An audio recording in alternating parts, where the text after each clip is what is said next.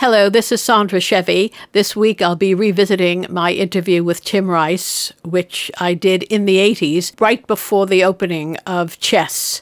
Evita has opened again in the West End of London, and it brings back my great affection and respect for one of Britain's greatest lyricists. Chess was not Tim's most respected or most successful work. Superstar and Evita bear those honors. And my own piece on Buenos Aires appeared in Harper's Bazaar in the 70s, a few years before Evita opened. Thus, there was another thread that bound me with Tim Rice and Andrew, because the kind of folk ambiance of the folk opera was something that I not only perceived, but communicated in the Harper's Bazaar feature.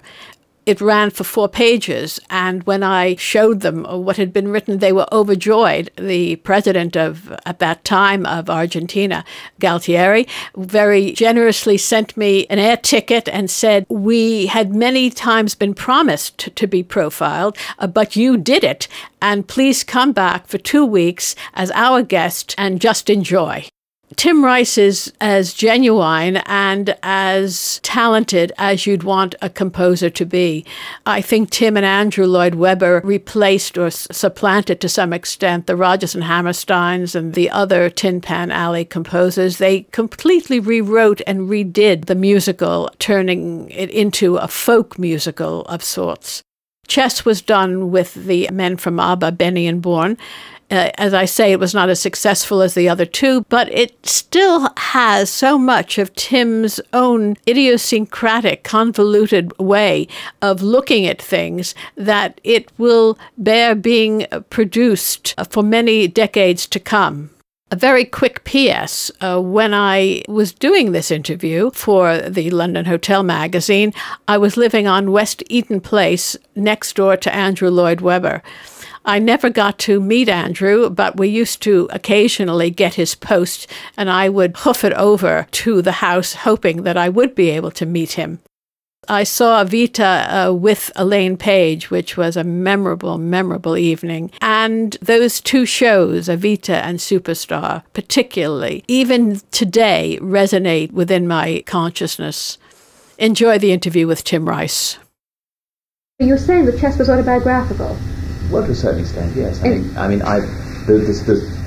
situations that some of the characters are in terms of their love life, are definitely things that I have either been in or know a bit about or can identify with. So it's a much more personal show than anything I've done before. I mean, Evita and Superstar, I don't identify with either Jesus or 𝐒𝐫𝐜𝐻. If I did, I'd probably be locked up. But there are obligatory Tim Rice things in all the shows. I mean, there's always the obligatory orgy scene. I mean, the chopping and screwing in Singapore reminded me of the marketplace in Jesus Christ Superstar. Yes, I suppose so. You have all that decadence, and you have someone raising their hands and saying, this is disgusting. You have to get yourself together and stop degrading the West or what have you. Oh, I suppose I hadn't thought about that. Yes, I mean the Bangkok, I suppose that's Bangkok. I mean, have you been to Bangkok? No, I've been to Taiwan, and I've been to Hong Kong, and I believe I think Taiwan had the shopping and screwing, they're called shopping and screwing tours for businessmen. You shop and then you screw? Well, yes, you're taken to a house of ill repute, one of those sort of massage parlors or something, and have a good time, or not? Yes, exactly, yes. And, very decadent. Well, Bangkok's certainly like that. Bangkok is. I haven't been there, so I don't know, but I know Taiwan. Have you been to Bangkok then? Yeah. That's really why. I mean, of all the Far Eastern cities I've been to, which is not an awful lot, but the chess world championships have taken place in Manila in the Philippines, but I've never been to Manila. Or I went when I was 10, but I didn't feel I could write about Manila at all. So as I have been to Bangkok, and it's as the lyric says, when you play at this level, there's no ordinary venue. You never know where chess will end up. It could be Iceland or the Philippines or Hastings. Have you followed the chess games around? I went to Murano to see where Coach and I played Karpov. I see. I interviewed Bobby Fischer. Oh, really? Yes, about 10, 15 years ago. Gosh, that must have been interesting. Well, he was very elusive. Yes. And very.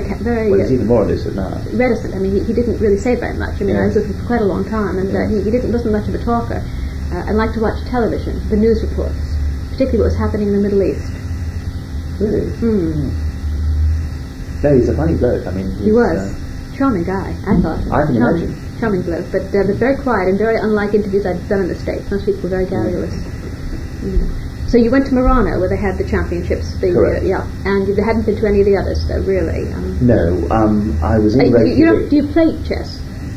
Yes. No, I bought myself a computer game, and I quite enjoy playing that.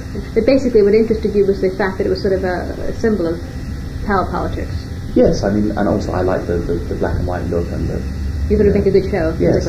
It's more that, I mean, I'm not trying to make any major political points. I mean, it's not meant to be politically, fantastic revelations or anything. It's purely, it's a love story, really. And, you see, people tend to think that if you get involved in politics by mistake, as many people in show business and sport do, that because politics is something that is sophisticated and complicated, that therefore to get involved in them you have to be sophisticated and complicated. But most people who get caught up in politics unintentionally don't really know what's going on.